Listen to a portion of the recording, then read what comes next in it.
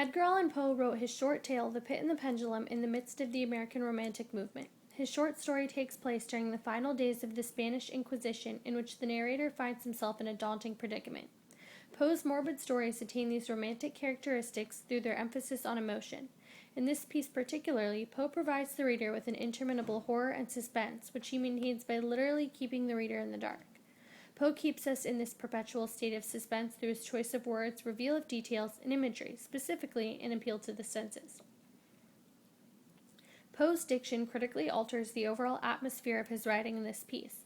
In the story, the narrator dramatizes his precarious situation by describing the endeavor with impactful, desperate words. A burning thirst consumed me. Plunge into the pit, part of the demon plan to hurl me into the abyss. In all of these examples, the narrator uses sharp, drastic words to allude to the immeasurable darkness surrounding him and the ceaseless anxiety of his inevitable death. Another technique Poe employs includes his reveal of critical details. We learn the unfolding of events simultaneously with the narrator, whose observations we hold as fact.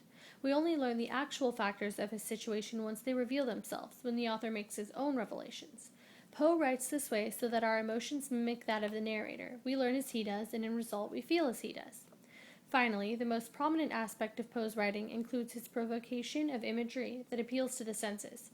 In the beginning, we stumble around the cell with the narrator. Both of our eyes have little to hold on to, besides the room's boundless darkness. Poe strips us of our most reliable sense and replaces it with an enhanced reliability on touch.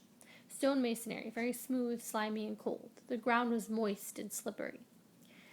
After the narrator wakes from a death-like slumber and his sight returns, Poe proceeds to appeal to all the senses in order to put us in the narrator's place. Poe writes in a manner which strikes fear into the hearts of his readers. In order to keep us in an unending suspense, Poe only allows us to see and feel the world through the eyes and the body of the narrator. The narrator's emphasis on certain descriptions of his situations only add to the apprehension and sense of urgency.